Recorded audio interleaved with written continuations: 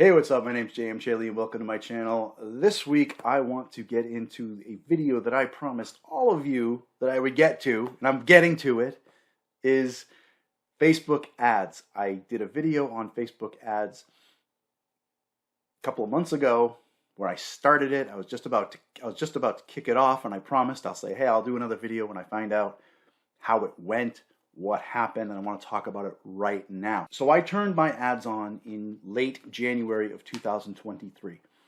The first thing I did was I tried two different ad sets. One was basically with the targeted demographics, and the other one was wide open, so to speak. So I had pretty much the same ad running, which was this sort of 30-second video with music and showing the unlife of Lisa Cooper, you know, kind of with the blurb, the words that kind of summarized her blurb kind of fading in and out on the screen and stuff like that. Basically the same ad. People do mention that something with sound and motion, some people have their sound off, but something with motion will catch people's eyes more than a still image. So I wanted to have some sort of motion, so the words appear and fade away and come back and all this kind of stuff. But the differences between the two ads was that one of them was targeted demographics and the other one was, I'll just call it wide open. Now I talk about this in my Facebook ad, how to build Facebook ads video, and I'll link that up here. But just basically to summarize that, a targeted demographic is when you go in and call out specific demographics that you want to, you want the ad to present to. Now, I left things alone like age and gender. Like, why would I want to limit that? But where I targeted were special interests. Show this ad to people who like, I don't know, the True Blood series, right? Sookie Stackhouse books, Twilight. Why not? It's got vampires in it. Who gives a shit? I'm not going to say no. What else? Anne Rice, Interview with a Vampire, right? Dracula, like people that like Buffy the Vampire Slayer, Angel, like all this kind of stuff. Anything that was a book or a show about vampires, I'm like, put it in there. Look for these people that have these interests and target them. I ran both of those ads for 2 weeks. And what I saw was that the one that was wide open performed better. So I chose that one to move forward with. I needed 2 weeks because Facebook machine learning wants to have about 50 clicks before it starts to really learn who your audience is, how to target it, and really get some good data. So what does that mean? The first thing you get are impressions. Impressions mean how many people are seeing your ad. If you show your ad to 10 people, that's 10 impressions. If one person clicks on it, that's the click. So they're not using any fancy jargon here.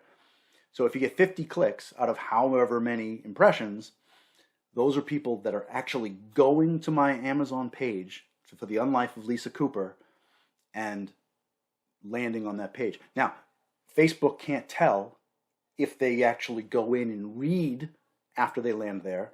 For that, I have to go into my Amazon, my Kindle Vella reports. So I'm looking at like Facebook reports and Kindle Vella reports side by side every day and, be like, okay, I got this many clicks. How many reads did I get? And I can kind of, do the math from there. The other thing I played around with was how many dollars I wanted to spend per day. And there's different places you can set this up. And I'll go into that, but I was worried that I set $5 a day, by the way. And I was worried that I hit that $5 daily limit. And, of course, Facebook wouldn't put any more impressions out there after it hit the $5 limit, right? So I thought, am I losing potential viewers, readers? So I kicked it up to $10. And of course, that's going to chew a lot more money, but it really didn't give me more of a performance for mine. So I mentioned that you can put in your dollar per day limit in different places within your Facebook ad. Within an ad, there are multiple places where you can set these things up. So the first part, there's 3 parts of any ad. First is the campaign, and the campaign is like, sell my book. That's kind of like what you want to do. it's probably maybe the name of your product or the name of your company. Like maybe you have multiple titles and your campaign is sell J.M. Chaley's books, right? So campaign is kind of the high level, here's my market, here's what I'm selling, here's my product, here's my store, whatever. The second one is called an ad set. An ad set is kind of like how I'm actually selling a particular flavor or a particular product of a book. And I'll give you an example. So let's say my top tier, my campaign is J.M. Chaley's bookstore, right? Underneath that, I want to sell The Unlife of Lisa Cooper. But now I have the novel version because I've put all my episodes into a print version that you could buy, sell my print version, and then I still have Read My Vella series. So those are two different ad sets for, kind of the same thing. And then I could have a third one, Read the Vampires of 1863, right? I could have all my products listed. Or I can have a campaign that says Lisa Cooper, Vampires of 1863. So there's lots of ways you can do it. It's just how you want to drill it down, how you want to break it down. Finally, you get into the ad itself. And that's where you actually show the graphic, buy my thing, right? So you're either going to set your daily budget under the ad set or the individual ad itself. The difference, first of all, I didn't notice any difference between running a limit on one versus the other. The machine learning didn't make a difference. The only reason why you'd want to delineate that is you could say, look, I'm trying to sell my book in multiple different formats here, and I have an ad for each one. And I'm going to say $5 a day for all of them. Or I could say $5 for you, $5 for you, $5 for you, $5 for you, right? This gets more expensive if you have multiple ads. This one could be less, depending on, do you want to put $50 up here or $50 down here? You can say this one gets more dollars per day than this one over here, right? You can get very granular. For me, I was only running one ad for one title, so it didn't make a difference whether or not I was setting my dollar per day limit up here or down there. So right around mid-February, I was noticing clicks. My clicks started ticking up. I got my first 50 clicks, and I didn't really worry about that because I'm like, all right, it's learning. Then I started getting, 70 clicks, 100 clicks, 120 clicks, 200 clicks, right? And I'm like, great. And I looked at that, and I looked at my reads, and my reads were kind of going up as well. Now, some of these folks were reading 1 through 3, and then they hit, I'm guessing, the token, pay tokens to continue, and bail. Now, it's tough to gauge why they hit episode 4 and bailed. Maybe the token scared them away. But, maybe my story wasn't for them. And they read 3 free ones and was like, who knows? But one thing I noticed was that the number of free reads were much higher than my number of unlocks for all the clicks I was getting translated into reads. And, hey, I suppose that's normal. That goes with the territory. I had nothing to compare it to. So I just took it for what it was. But then my dumbass realized something. I wasn't looking enough into the Facebook ad reports. And I don't know why. They're right there in front of my face. I don't know why I wasn't spending enough time looking at the Facebook ad reports. I think I took a cursory look at them to begin with, and it kind of summarized what was kind of on the front page anyway, the sort of the admin view of what you're seeing. All the columns were there with all the data, and I'm like, oh, this report just shows me what it's already presenting to me each day. But what I did was I drilled into the demographics report. And I thought out of curiosity, who's reading my story? And most of my readers were in the 65 and older demographic. I was kind of surprised by that because they're not my demographic. I'm an urban fantasy. This is an urban fantasy series. My target audience are people in their 20s, 30s. And now I'm thinking, okay, and by the way, I do have a couple of readers that I've picked up that are in the 65 and older category, so I know that I've got readers out there that read that are older. But again, they're not my target audience. So I'm like, I really need to get Facebook to pivot and show these ads more to younger people, basically. Because what Facebook had done was found that, for whatever reason, those initial clicks were done by people in the 65 and older category. And when machine learning kicked in, Facebook said, oh, these are the people that like this sort of thing. So I'm going to put this ad in front of those people. Well, most people 65 and older aren't looking for an urban fantasy vampire series, right? So it wasn't getting the clicks. I got some clicks, some reads, but not a lot. So I thought, oh my God, I wish I had looked at these demographic reports weeks ago. This is your first tip. So I changed it. Basically, I turned off that age, and I cut it off, and I said, look, show these ads to people that are 18, and I cut it off like right at 50. I'm 52, so what am I going to do? Like, I'm writing the series, so why wouldn't people my own age want to read it? So I made it 18 to 50. Now I had to force Facebook to go through again and learn this change that I just made. That's 50 more clicks onto what I had already done. And when that happened, I saw changes, which was good. I saw more people in the 18 to 20 something category. I saw people in their 30s grabbing them more often. But a lot of the hits were people in their 50s. Most of them in their 50s. I'm thinking, do I have something on my hands that appeals to an older generation? I don't know. Now we're starting to get into March. We're getting very close to March. And I decide, let's see if we can get more out of this. Squeeze it for a little bit more. So I turn targeted demographics back on. And I go back in and I say, look, okay, we're going to go for a younger crowd. We want people that like Buffy the Vampire Slayer. We want people that like True Blood. We want people that like,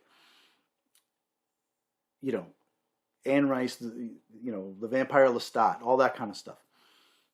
Vampire lovers, all this kind of stuff. Vampire Diaries. I put Vampire Diaries in there. I don't remember all the different ones. I named authors, I named series, I named TV shows, books, all different kinds of things. If it was affiliated, if it was pop culture and vampires, I put it in there. If you like vampires, check this out. That was pretty much my message. I had to wait 50 more clicks for that. It kicked in. I saw a little bit of an uptick, and it kind of evened out again. So now I've run this ad in various incarnations for about a month and a half, maybe 45 days or so, 50 days, right? Because I started in late January. If you count all in what I've learned, the money spent, right? Now my money's getting a little high, and I'm like, do I pull the plug on this or keep going? Am I getting a lot of reads for the amount of money I'm spending? And for me, the answer was no. Again, your mileage may vary, but I made some mistakes. So let's go over kind of the history. I dragged you through all that, but let's summarize it. So from February 1st to February 16th, I ran that ads per day, right? $5 per day on my ad set. And that's 16 days. I got 1.2 clicks a day. That's the average. So about a click a day I got. From February 16th to the 28th, I had it set at my ad set budget. Again, it didn't make any difference. That's 12 days. I got an average of 0.9 clicks per day. Call it a click per day. Then I changed targeted demographics.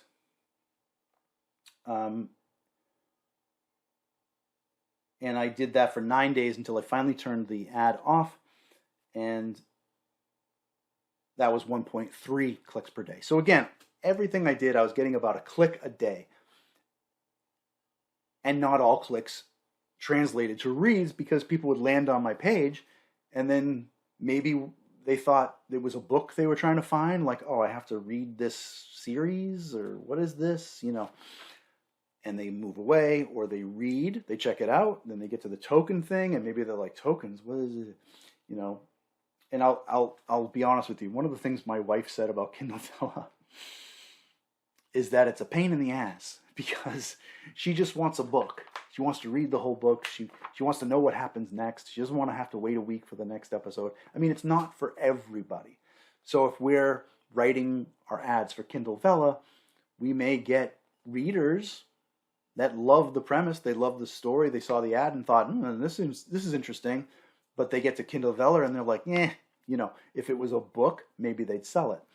And if you're reading, and if you're watching this video to build Facebook ads off of a novel that you have, a physical book, then maybe you won't have this problem. You know, maybe it's going to be straightforward.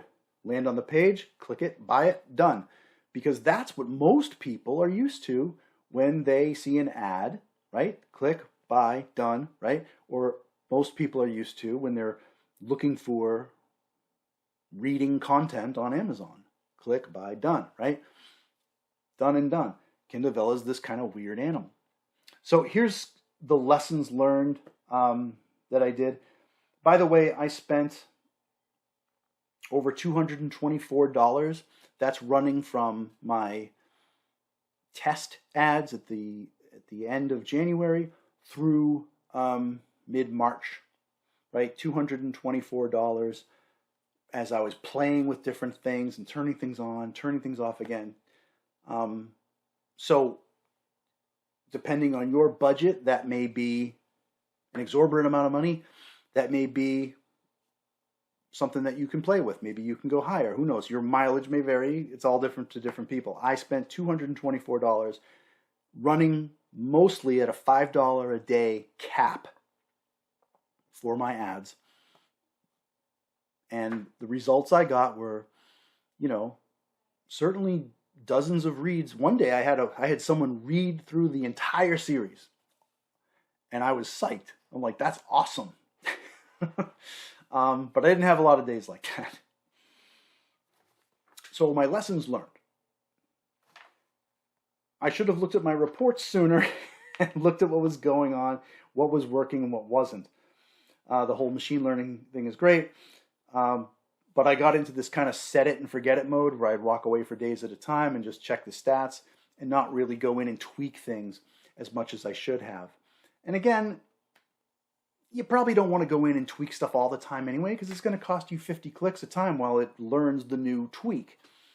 So you do kind of have to set it and forget it, but if it's not working for you, then you should tweak it. So that's where the reports come in. Check those reports early and often.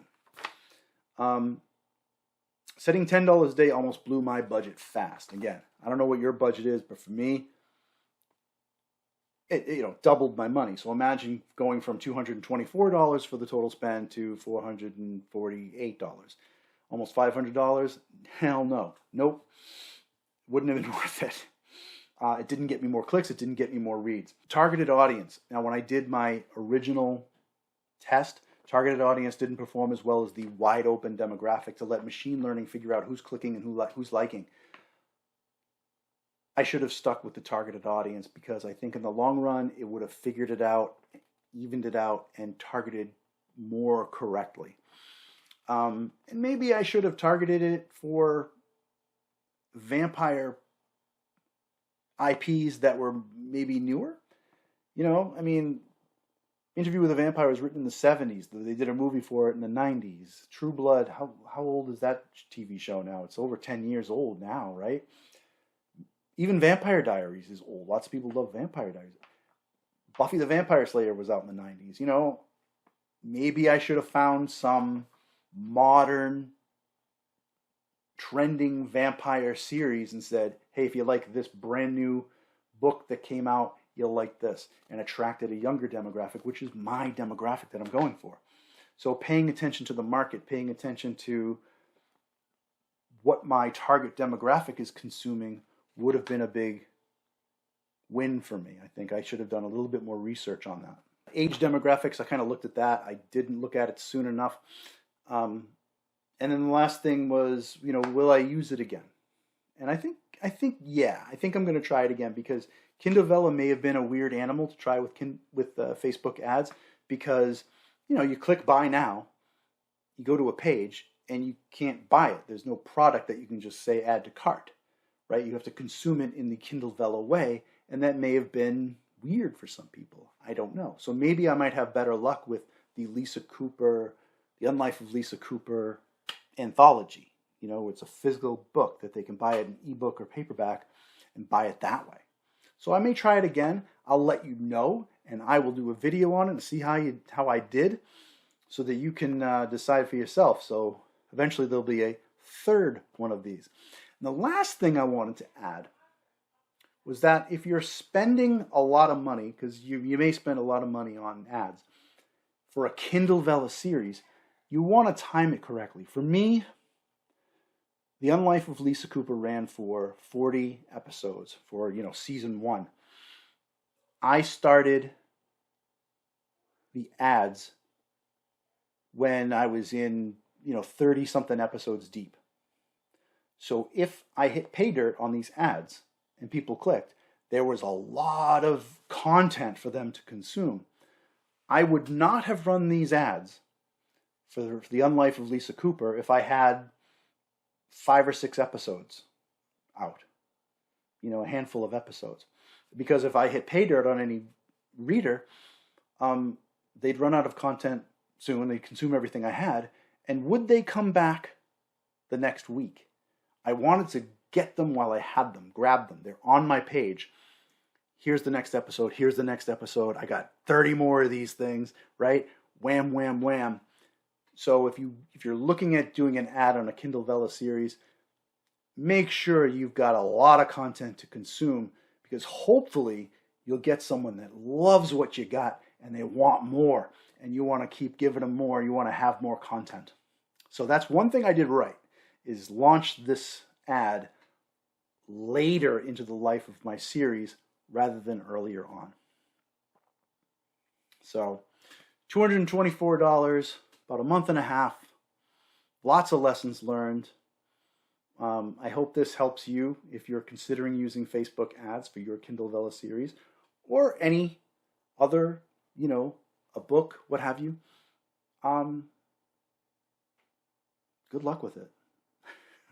I'll definitely be doing it again, and I'll share my findings with you. So that about wraps it up. Facebook ads part 2, getting into how I did, what I learned, where I stumbled. If you like this video, please give it a like, and as always, please subscribe. I post most Thursdays, and you can follow me on Facebook, Twitter, Instagram, and TikTok. And you can check out jmchaley.com for more content. You can go on there, send me a message. You can check out my merch store for cool little writerly t-shirts and sayings. I'm not ignoring you. I'm working on my book, and I should be reading, I should be writing, that kind of stuff. All those kind of writerly sayings, or you can put on a t-shirt or a mug or something like that. Go check out my merch store, which can be accessed on the link below in my description or through jmchaley.com.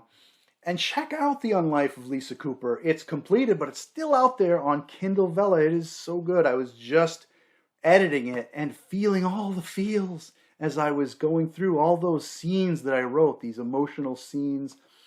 Still, it hit me in the right places. Because, if you're writing it, right? If it's not hitting you while you're writing it, your readers aren't going to feel it. So as I'm editing it, I'm just going, oh my God, this part, right? Check it out. It's a great story.